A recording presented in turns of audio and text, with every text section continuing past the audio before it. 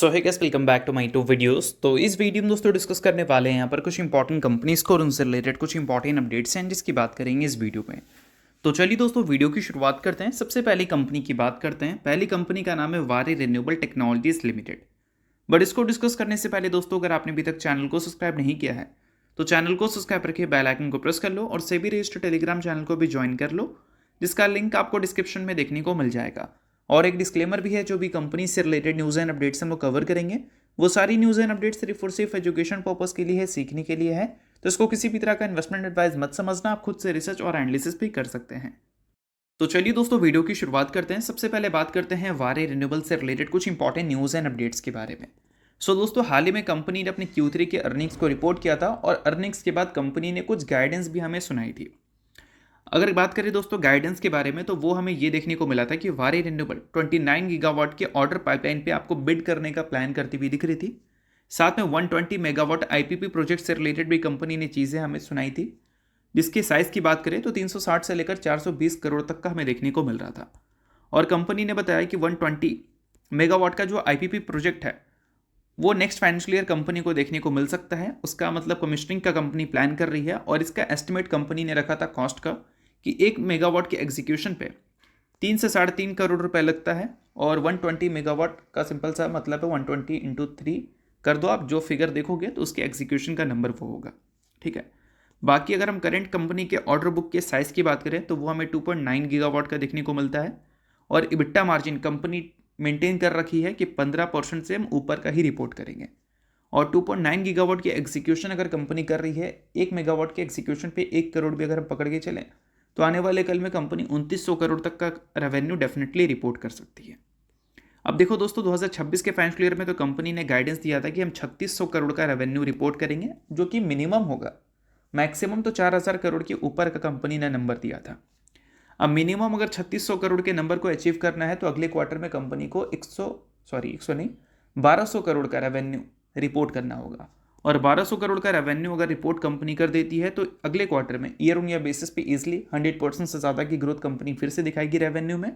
और प्रॉफिट अगर 15% के ऊपर कंपनी मेंटेन करने का प्लान कर रखी है तो फिर प्रॉफिट ग्रोथ भी देखने को नो डाउट अच्छा मिलेगा। बट इस Q3 में हमें एक चीज़ देखने को मिला कि ईयर ऑन ईयर बेसिस पर रेवेन्यू 136% से ग्रो तो की है, बट Q&Q बेसिस पे जो ग्रोथ रेट है वो भी खराब नहीं है, वो भी अच्छा है। बट जब हम बात करते हैं कंपनी के प्रॉफिट के बारे में तो ईयर ऑन ईयर बेसिस पे प्रॉफिट 100% से ज़्यादा ग्रो किया है, बट Q&Q बेसिस पे ग्रोथ ऑलमोस्ट आपको म्यूटेड देखने को मिल रहा है। तो ये चीज़ हो सकता है कि मार्केट उतना ज़्यादा पसंद नहीं की है, इसी वजह से अर्निंग्स के बाद मार्केट का उतना भी कुछ खास बिहेवियर हमें वारी रिन्यूएबल को लेकर देखने को नहीं मिला। अब दोस्तों वीडियो में आगे बढ़ने से पहले बात कर लेते हैं एक सेबी रजिस्टर्ड टेलीग्राम चैनल के बारे में, जिसका नाम है ट्रेडर बाजी। अब ये सेबी रजिस्टर्ड रिसर्च एनालिस्ट हैं, जिनका रजिस्ट्रेशन नंबर आपको यहाँ पर देखने को मिलता है और इनको 8 साल से भी ज़्यादा का एक्सपीरियंस है ऑप्शन एंड स्विंग ट्रेडिंग में। साथ में 3000 से भी ज़्यादा लोगों को ऑलरेडी ये ट्रेन कर चुके हैं। तो इनके टेलीग्राम चैनल का जो लिंक है वो आपको डिस्क्रिप्शन में देखने को मिल जाएगा। लिंक के थ्रू जाकर जरूर इस चैनल को आप ज्वाइन कर लेना।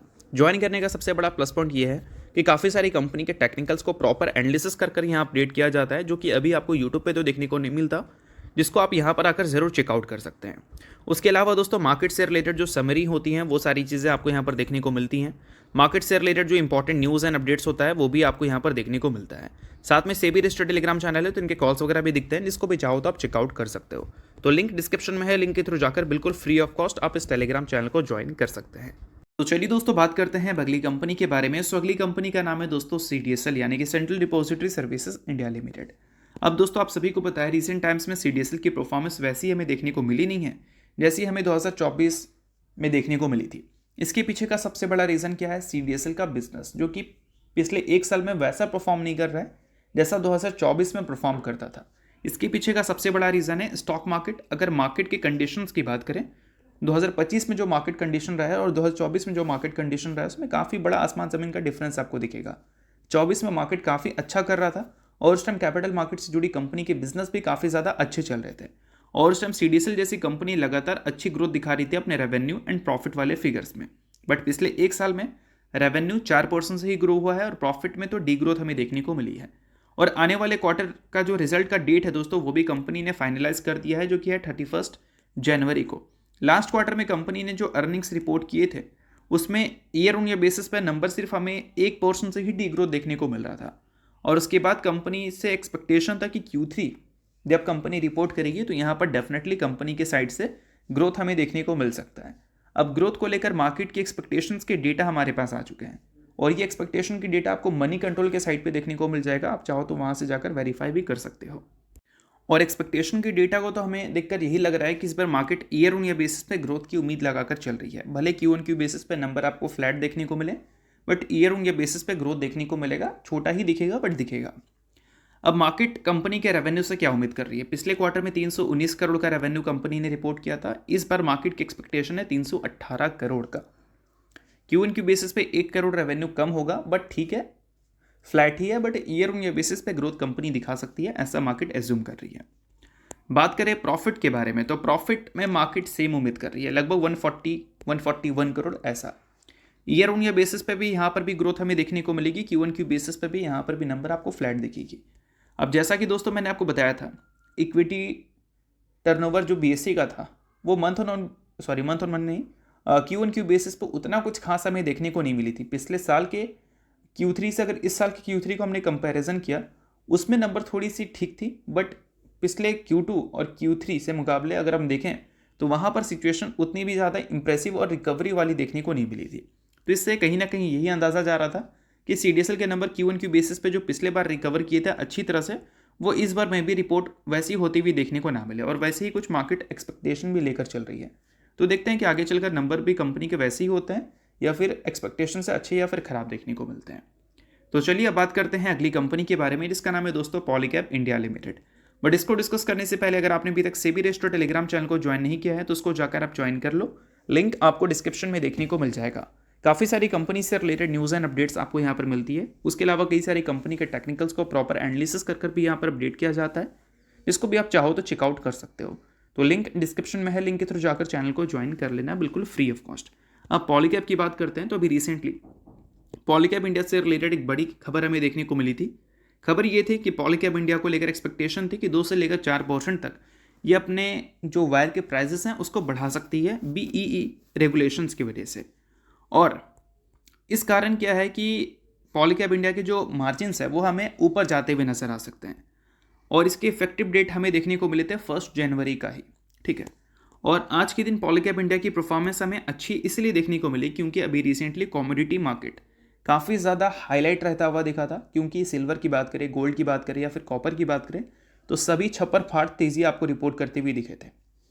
अब पॉलीकैब इंडिया जो प्रोडक्ट बेचती है केबल वायर, वो ऑब्वियस सी बात है कि कॉपर से ही बनते हैं।